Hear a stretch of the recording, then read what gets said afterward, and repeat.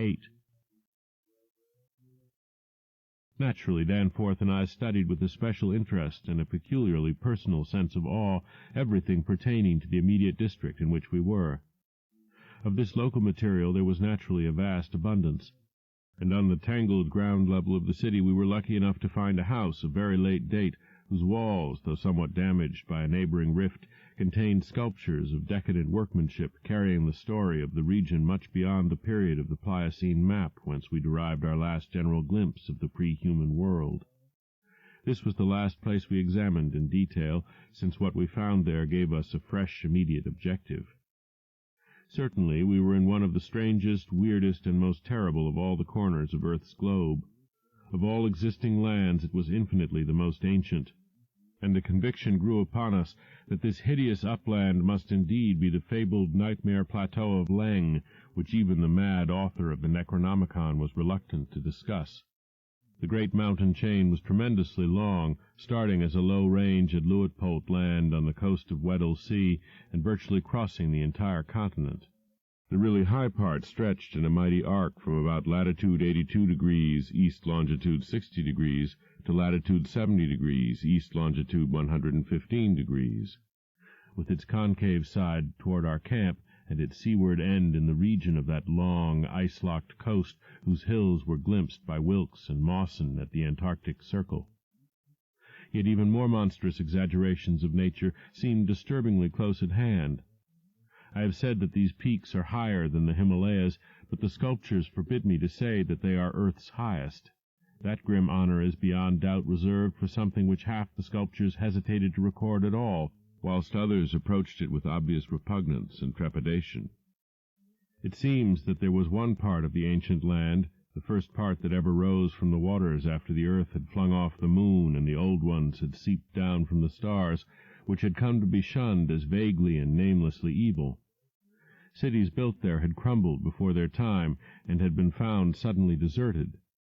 Then, when the first great earth-buckling had convulsed the region in the Comanchean age, a frightful line of peaks had shot suddenly up amidst the most appalling din and chaos, and earth had received her loftiest and most terrible mountains.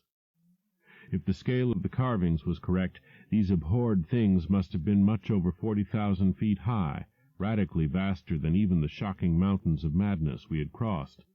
They extended, it appeared, from about latitude 77 degrees, east longitude 70 degrees, to latitude 70 degrees, east longitude 100 degrees, less than 300 miles away from the dead city, so that we would have spied their dreaded summits in the dim western distance had it not been for that vague opalescent haze.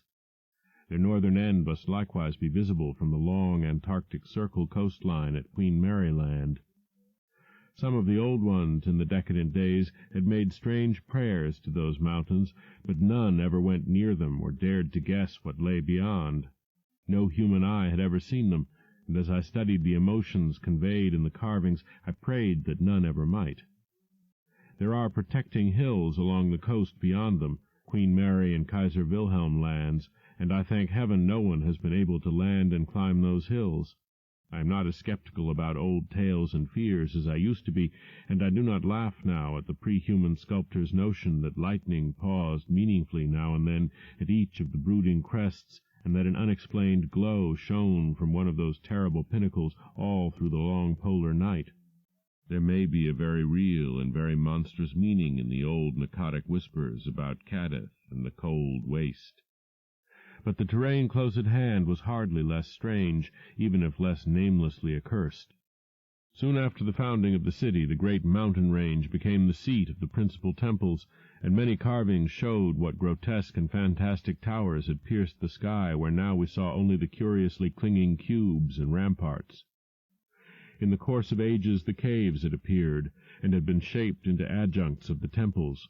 With the advance of still later epochs, all the limestone veins of the region were hollowed out by groundwaters, so that the mountains, the foothills, and the plains below them were a veritable network of connected caverns and galleries.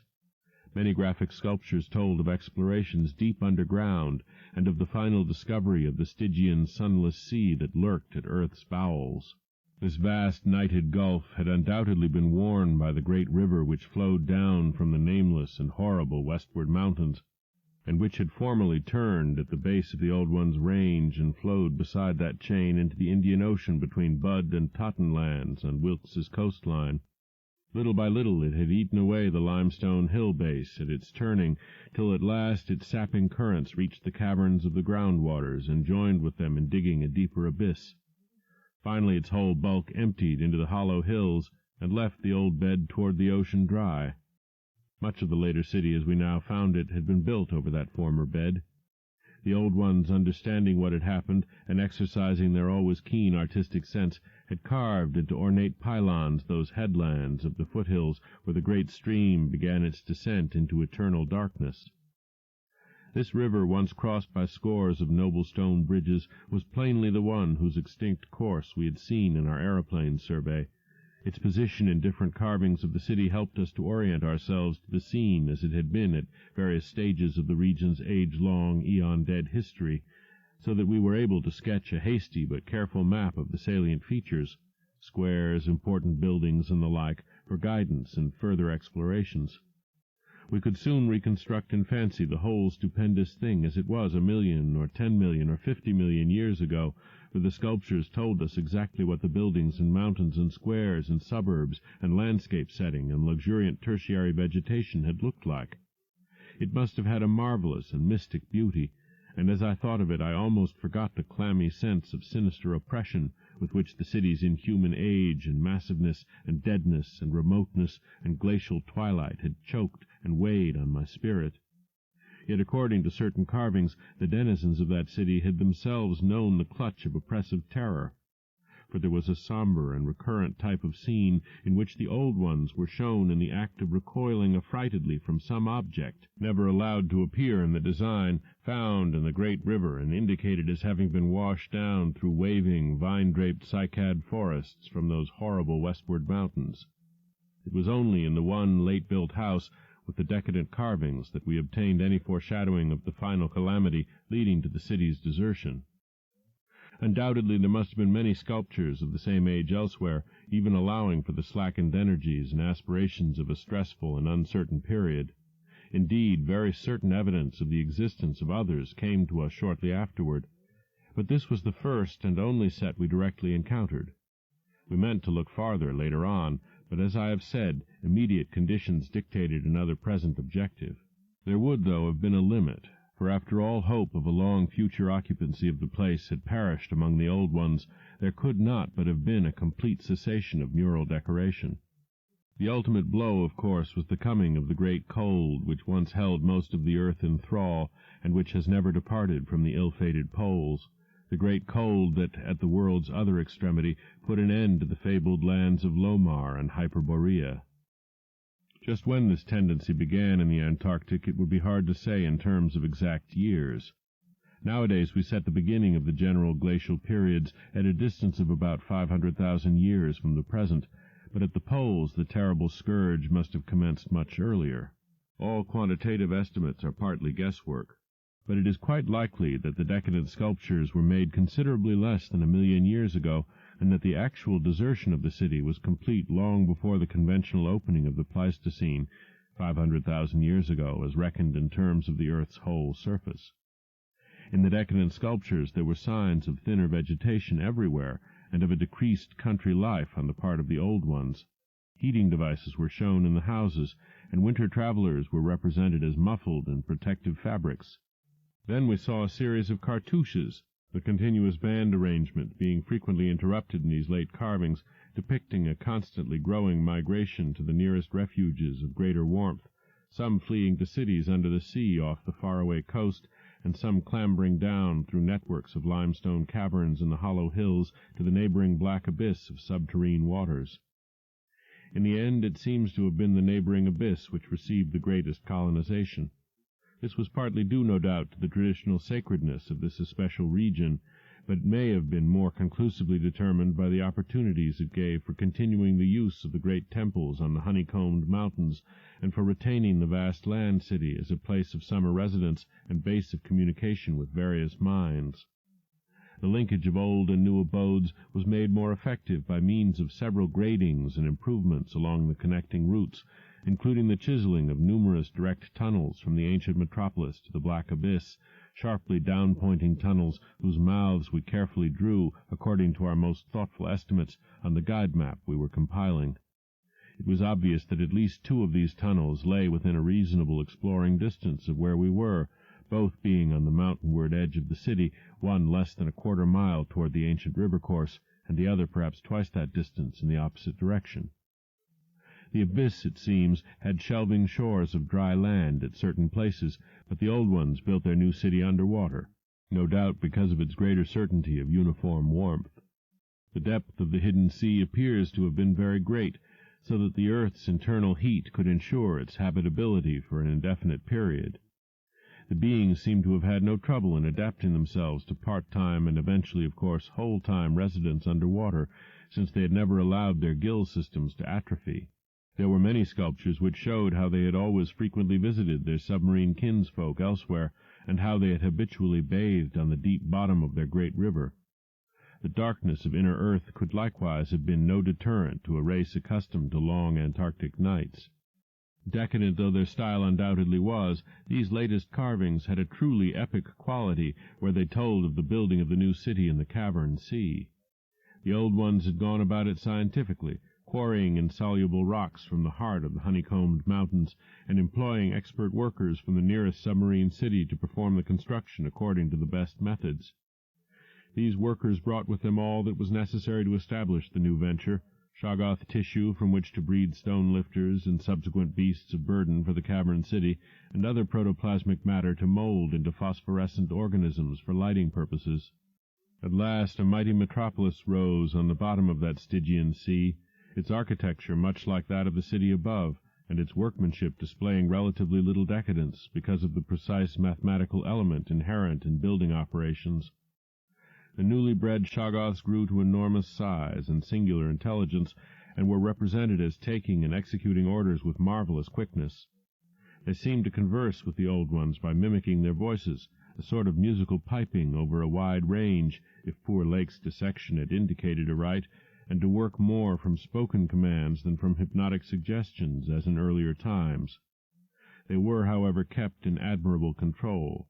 The phosphorescent organisms supplied light with vast effectiveness, and doubtless atoned for the loss of the familiar polar auroras of the outer world night. Art and decoration were pursued, though of course with a certain decadence. The old ones seemed to realize this falling off themselves, and in many cases anticipated the policy of Constantine the Great by transplanting especially fine blocks of ancient carving from their land city, just as the emperor, in a similar age of decline, stripped Greece and Asia of their finest art to give his new Byzantine capital greater splendors than its own people could create. That the transfer of sculptured blocks had not been more extensive was doubtless owing to the fact that the land city was not at first wholly abandoned. By the time total abandonment did occur, and it surely must have occurred before the polar Pleistocene was far advanced, the old ones had perhaps become satisfied with their decadent art, or had ceased to recognize the superior merit of the older carvings.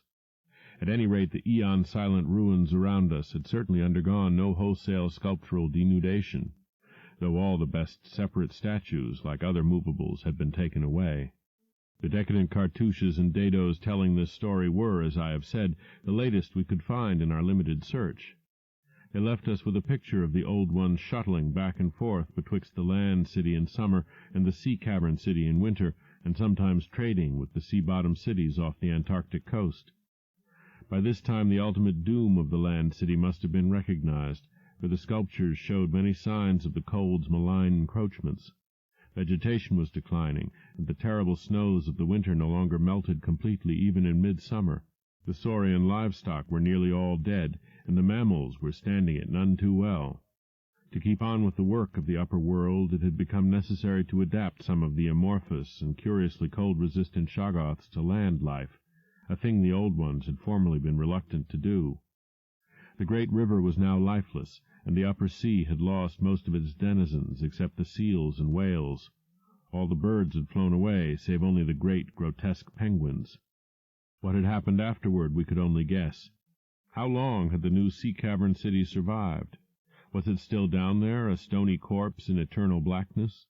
Had the subterranean waters frozen at last? To what fate had the ocean-bottom cities of the outer world been delivered? Had any of the old ones shifted north ahead of the creeping ice cap? Existing geology shows no trace of their presence. Had the frightful Mi-Go been still a menace in the outer land world of the north? Could one be sure of what might or might not linger even to this day in the lightless and unplumbed abysses of Earth's deepest waters? Those things had seemingly been able to withstand any amount of pressure, and men of the sea have fished up curious objects at times. And has the killer whale theory really explained the savage and mysterious scars on Antarctic seals noticed a generation ago by Borchgrevink? The specimens found by poor Lake did not enter into these guesses, for their geologic setting proved them to have lived at what must have been a very early date in the land city's history. They were, according to their location, certainly not less than 30 million years old, and we reflected that in their day the sea cavern city, and indeed the cavern itself, had no existence. They would have remembered an older scene, with lush tertiary vegetation everywhere, a younger land city of flourishing arts around them, and a great river sweeping northward along the base of the mighty mountains toward a faraway tropic ocean. And yet we could not help thinking about these specimens, especially about the 8 perfect ones that were missing from Lake's hideously ravaged camp. There was something abnormal about that whole business, the strange things we had tried so hard to lay to somebody's madness, those frightful graves, the amount and nature of the missing material, Gedney, the unearthly toughness of those archaic monstrosities, and the queer vital freaks the sculptures now showed the race to have. Danforth and I had seen a good deal in the last few hours, and were prepared to believe and keep silent about many appalling and incredible secrets of primal nature. 9. I have said that our study of the decadent sculptures brought about a change in our immediate objective. This, of course, had to do with the chiseled avenues to the black inner world, of whose existence we had not known before, but which we were now eager to find and traverse. From the evident scale of the carvings we deduced that a steeply descending walk of about a mile through either of the neighboring tunnels would bring us to the brink of the dizzy, sunless cliffs above the great abyss, down whose side adequate paths, improved by the old ones, led to the rocky shore of the hidden and nighted ocean. To behold this fabulous gulf in stark reality was a lure which seemed impossible of resistance once we knew of the thing, yet we realized we must begin the quest at once if we expected to include it on our present flight. It was now 8 p.m., and we had not enough battery replacements to let our torches burn on forever. We had done so much of our studying and copying below the glacial level that our battery supply had had at least 5 hours of nearly continuous use, and despite the special dry cell formula, would obviously be good for only about 4 more, though by keeping one torch unused except for especially interesting or difficult places, we might manage to eke out a safe margin beyond that. It would not do to be without a light in these cyclopean catacombs, hence in order to make the abyss trip we must give up all further mural deciphering. Of course we intended to revisit the place for days and perhaps weeks of intensive study and photography, curiosity having long ago got the better of horror, but just now we must hasten. Our supply of trailblazing paper was far from unlimited, and we were reluctant to sacrifice spare notebooks or sketching paper to augment it, but we did let one large notebook go. If worst came to worst, we could resort to rock chipping, and of course it would be possible, even in case of really lost direction, to work up to full daylight by one channel or another if granted sufficient time for plentiful trial and error. So at last we set off eagerly in the indicated direction of the nearest tunnel. According to the carvings from which we had made our map, the desired tunnel mouth could not be much more than a quarter-mile from where we stood, the intervening space showing solid-looking buildings quite likely to be penetrable still at a subglacial level. The opening itself would be in the basement, on the angle nearest the foothills of a vast, 5-pointed structure of evidently public and perhaps ceremonial nature, which we tried to identify from our aerial survey of the ruins. No such structure came to our minds as we recalled our flight, hence we concluded that its upper parts had been greatly damaged, or that it had been totally shattered in an ice rift we had noticed. In the latter case the tunnel would probably turn out to be choked, so that we would have to try the next nearest one, the one less than a mile to the north. The intervening river course prevented our trying any of the more southerly tunnels on this trip, and indeed, if both of the neighboring ones were choked, it was doubtful whether our batteries would warrant an attempt on the next northerly one, about a mile beyond our second choice. As we threaded our dim way through the labyrinth with the aid of map and compass, traversing rooms and corridors in every stage of ruin or preservation, clambering up ramps, crossing upper floors and bridges, and clambering down again, encountering chalked doorways and piles of debris, hastening now and then along finely preserved and uncannily immaculate stretches, taking false leads and retracing our way, in such cases removing the blind paper trail we had left, and once in a while striking the bottom of an open shaft through which daylight poured or trickled down, we were repeatedly tantalized by the sculptured walls along our route. Many must have told tales of immense historical importance, and only the prospect of later visits reconciled us to the need of passing them by. As it was, we slowed down once in a while and turned on our second torch. If we had more films, we would certainly have paused briefly to photograph certain bas-reliefs, but time-consuming hand-copying was clearly out of the question. I come now once more to a place where the temptation to hesitate, or to hint rather than state, is very strong. It is necessary, however, to reveal the rest in order to justify my course in discouraging further exploration. We had wormed our way very close to the computed site of the tunnel's mouth, having crossed a second-story bridge to what seemed plainly the tip of a pointed wall, and descended to a ruinous corridor especially rich in decadently elaborate and apparently ritualistic sculptures of late workmanship, when, about 8:30 p.m., Danforth's keen young nostrils gave us the first hint of something unusual. If we had a dog with us, I suppose we would have been warned before. At first we could not precisely say what was wrong with the formerly crystal-pure air, but after a few seconds our memories reacted only too definitely. Let me try to state the thing without flinching. There was an odor, and that odor was vaguely, subtly, and unmistakably akin to what had nauseated us upon opening the insane grave of the horror poor Lake had dissected. Of course, the revelation was not as clearly cut at the time as it sounds now. There were several conceivable explanations, and we did a good deal of indecisive whispering. Most important of all, we did not retreat without further investigation, for having come this far, we were loath to be balked by anything short of certain disaster. Anyway, what we must have suspected was altogether too wild to believe. Such things did not happen in any normal world.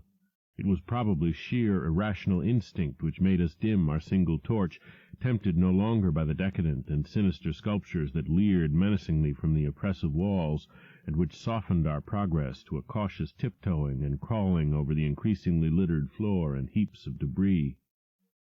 Danforth's eyes as well as nose proved better than mine, for it was likewise he who first noticed the queer aspect of the debris after we had passed many half-choked arches leading to chambers and corridors on the ground level. It did not look quite as it ought after countless thousands of years of desertion, and when we cautiously turned on more light, we saw that a kind of swath seemed to have been lately tracked through it. The irregular nature of the litter precluded any definite marks, but in the smoother places there were suggestions of the dragging of heavy objects. Once we thought there was a hint of parallel tracks, as if of runners. This was what made us pause again. It was during that pause that we caught, simultaneously this time, the other odor ahead. Paradoxically, it was both a less frightful and a more frightful odor, less frightful intrinsically, but infinitely appalling in this place under the known circumstances, unless, of course, Gedney. For the odor was the plain and familiar one of common petrol, everyday gasoline. Our motivation, after that, is something I will leave to psychologists. We knew now that some terrible extension of the camp horrors must have crawled into this nighted burial place of the eons, hence could not doubt any longer the existence of nameless conditions, present or at least recent, just ahead. Yet in the end we did let sheer burning curiosity, or anxiety, or auto-hypnotism, or vague thoughts of responsibility toward Gedney, or what not, drive us on. Danforth whispered again of the print he thought he had seen at the alley turning in the ruins above, and of the faint musical piping, potentially of tremendous significance in the light of Lake's dissection report, despite its close resemblance to the cave-mouth echoes of the windy peaks, which he thought he had shortly afterward half heard from unknown depths below. I, in my turn, whispered of how the camp was left, of what had disappeared, and of how the madness of a lone survivor might have conceived the inconceivable, a wild trip across the monstrous mountains and a descent into the unknown primal masonry. But we could not convince each other, or even ourselves, of anything definite. We had turned off all light as we stood still, and vaguely noticed that a trace of deeply filtered upper day kept the blackness from being absolute. Having automatically begun to move ahead, we guided ourselves by occasional flashes from our torch. The disturbed debris formed an impression we could not shake off, and the smell of gasoline grew stronger. More and more ruin met our eyes and hampered our feet, until very soon we saw that the forward way was about to cease. We had been all too correct in our pessimistic guess about that rift glimpsed from the air. Our tunnel quest was a blind one, and we were not even going to be able to reach the basement out of which the abyss-ward aperture opened. The torch, flashing over the grotesquely carven walls of the blocked corridor in which we stood, showed several doorways in various states of obstruction, and from one of them the gasoline odor, quite submerging that other hint of odor, came with a special distinctness. As we looked more steadily, we saw that beyond a doubt there had been a slight and recent clearing away of debris from that particular opening. Whatever the lurking horror might be, we believed the direct avenue toward it was now plainly manifest. I do not think anyone will wonder that we waited an appreciable time before making any further motion.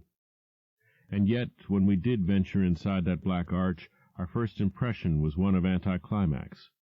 For amidst the littered expanse of that sculptured crypt, a perfect cube with sides of about 20 feet, there remained no recent object of instantly discernible size, so that we looked instinctively, though in vain, for a farther doorway. In another moment, however, Danforth's sharp vision had descried a place where the floor debris had been disturbed, and we turned on both torches full strength. Though what we saw in that light was actually simple and trifling, I am none the less reluctant to tell of it because of what it implied.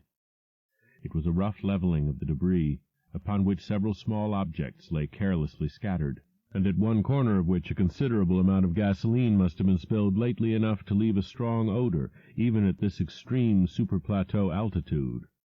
In other words, it could not be other than a sort of camp, a camp made by questing beings who, like us, had been turned back by the unexpectedly choked way to the abyss. Let me be plain.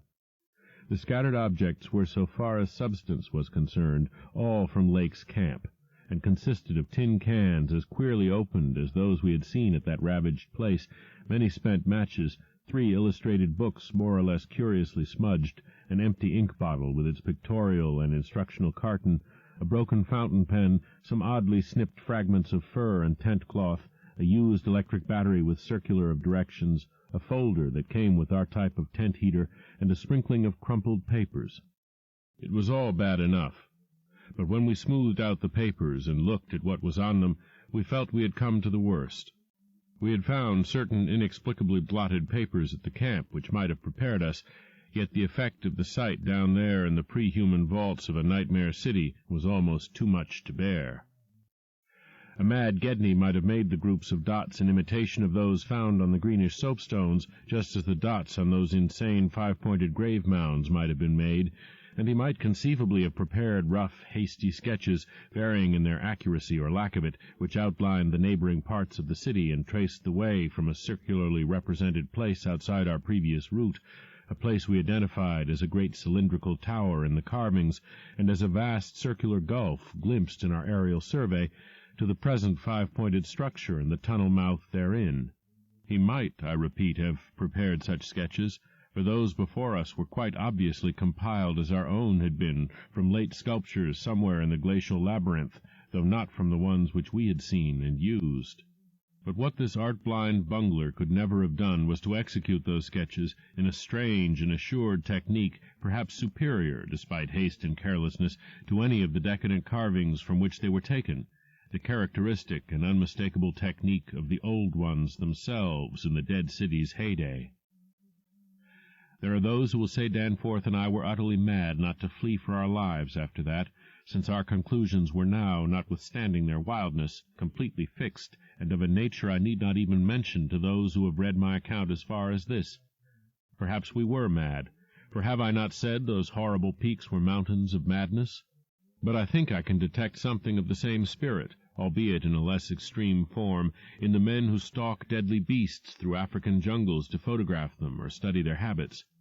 Half paralyzed with terror though we were, there was nevertheless fanned within us a blazing flame of awe and curiosity which triumphed in the end. Of course, we did not mean to face that or those which we knew had been there, but we felt that they must be gone by now. They would by this time have found the other neighboring entrance to the abyss, and have passed within to whatever night-black fragments of the past might await them in the ultimate gulf they had never seen. Or if that entrance, too, was blocked, they would have gone on to the north, seeking another. They were, we remembered, partly independent of light. Looking back to that moment, I can scarcely recall just what precise form our new emotions took, just what change of immediate objective it was that so sharpened our sense of expectancy.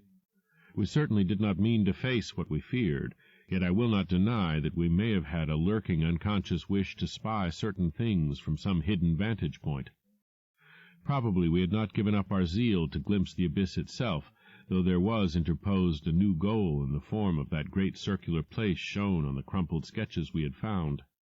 We had at once recognized it as a monstrous cylindrical tower figuring in the very earliest carvings, but appearing only as a prodigious round aperture from above.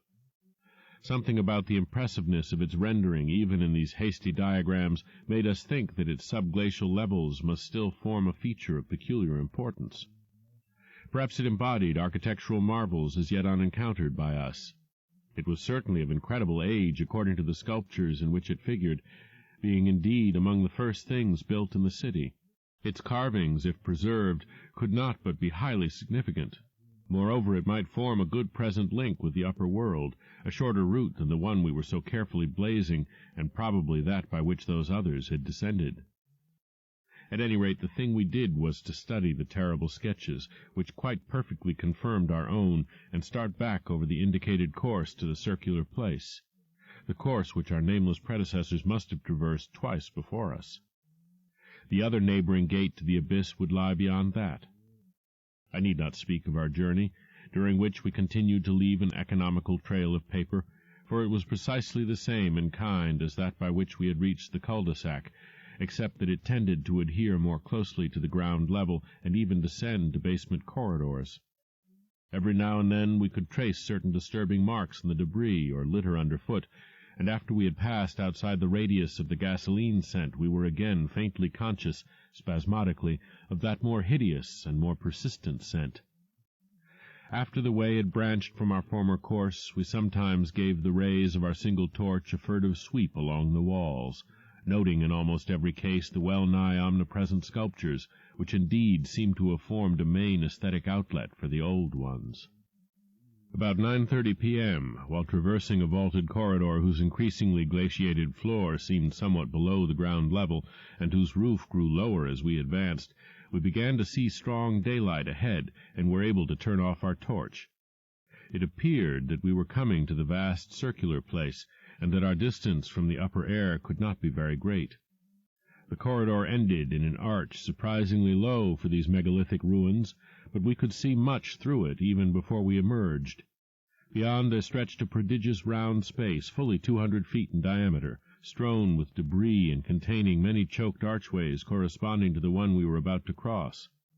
The walls were, in available spaces, boldly sculptured into a spiral band of heroic proportions, and displayed, despite the destructive weathering caused by the openness of the spot, an artistic splendor far beyond anything we had encountered before.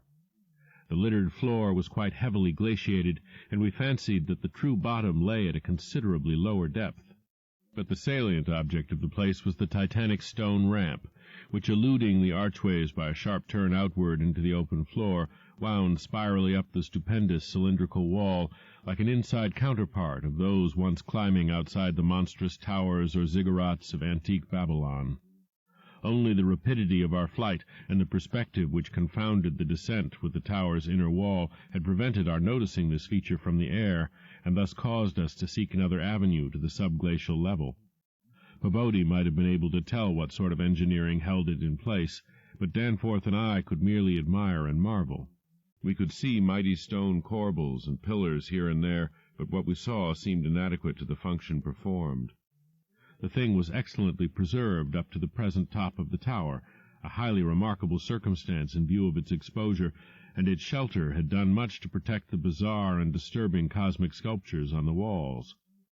As we stepped out into the awesome half-daylight of this monstrous cylinder bottom, 50 million years old, and without doubt the most primally ancient structure ever to meet our eyes, we saw that the ramp-traversed sides stretched dizzily up to a height of fully 60 feet. This, we recalled from our aerial survey, meant an outside glaciation of some 40 feet, since the yawning gulf we had seen from the plain had been at the top of an approximately 20-foot mound of crumbled masonry, somewhat sheltered for 3/4 of its circumference by the massive curving walls of a line of higher ruins. According to the sculptures, the original tower had stood in the center of an immense circular plaza, and had been perhaps 500 or 600 feet high, with tiers of horizontal discs near the top and a row of needle-like spires along the upper rim. Most of the masonry had obviously toppled outward rather than inward, a fortunate happening, since otherwise the ramp might have been shattered and the whole interior choked. As it was, the ramp showed sad battering, whilst the choking was such that all the archways at the bottom seemed to have been recently half cleared. It took us only a moment to conclude that this was indeed the route by which those others had descended, and that this would be the logical route for our own ascent, despite the long trail of paper we had left elsewhere. The tower's mouth was no farther from the foothills and our waiting plain than was the great terraced building we had entered, and any further subglacial exploration we might make on this trip would lie in this general region. Oddly, we were still thinking about possible later trips, even after all we had seen and guessed. Then, as we picked our way cautiously over the debris of the great floor, there came a sight which for the time excluded all other matters. It was the neatly huddled array of 3 sledges in that farther angle of the ramp's lower and outward projecting course which had hitherto been screened from our view. There they were, the 3 sledges missing from Lake's camp, shaken by a hard usage which must have included forcible dragging along great reaches of snowless masonry and debris, as well as much hand portage over utterly unnavigable places. They were carefully and intelligently packed and strapped, and contained things memorably familiar enough: the gasoline stove, fuel cans, instrument cases, provision tins, tarpaulins, obviously bulging with books, and some bulging with less obvious contents, everything derived from Lake's equipment. After what we had found in that other room, we were in a measure prepared for this encounter. The really great shock came when we stepped over and undid one tarpaulin whose outlines had peculiarly disquieted us. It seems that others as well as Lake had been interested in collecting typical specimens, for there were 2 here, both stiffly frozen, perfectly preserved, patched with adhesive plaster where some wounds around the neck had occurred, and wrapped with patent care to prevent further damage. They were the bodies of young Gedney and the missing dog.